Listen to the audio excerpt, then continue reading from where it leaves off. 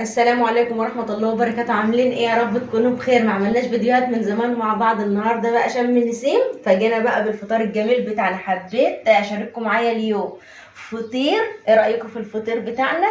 وبيض وشيبسي وعسل اسود على طحينة وجبنة بيضة قديمة ولانشون وجبنه رومي. ده احلى فطار عملناه النهارده. طبعا لازم نحسس ولادنا بالطقوس بتاع زمان اللي كانت بابا وماما كان بيعملوه لنا، فلازم بحاجات بسيطه كده اللي احنا يعني ايه مش بنحتفل باليوم، بنفرح وبنرجع لايام زمان.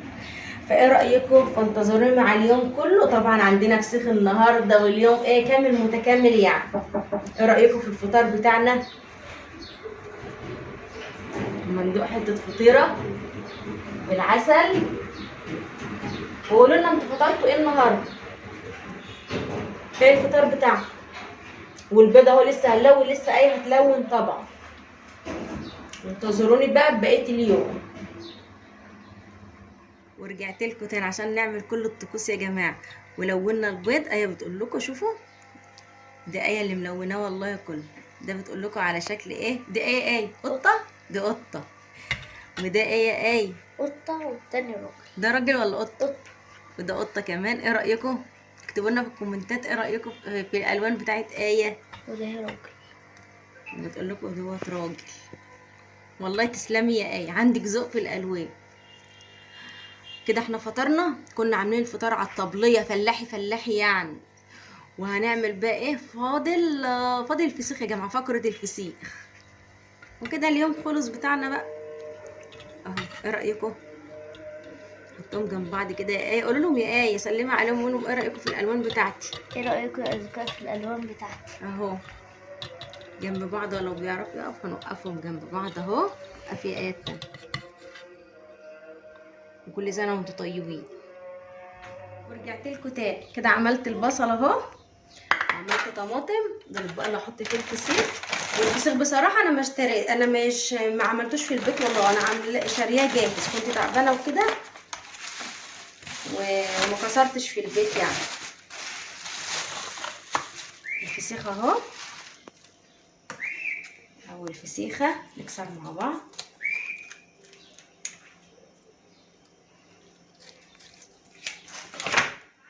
زبده اهو، والله زبده. بطن كده. ده تنظيفي في الفسيخ بصراحه اهو.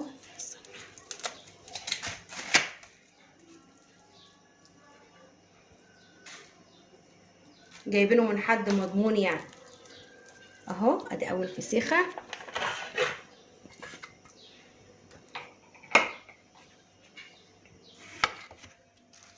الثانيه. من اللي كان فسيخ زينا بقى النهارده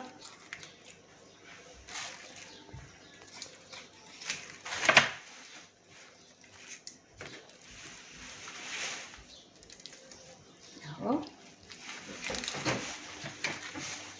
اخلص كله بقى وارجع لكم.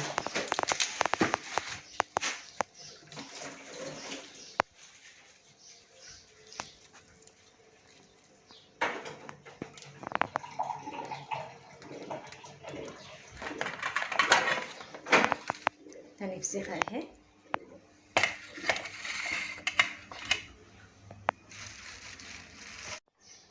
وخلصت اهو. نضفت الفسيخ كله اهو. عملت البصل والعيش والراعي الرسمي بقى الحاجه الساقعه عشان نحبس بعد الفسيخ. ايه رايكم في غدانا النهارده؟ وانتظروني بقى في فيديو جديد من فيديوهات ايه وماما. ومع السلامه.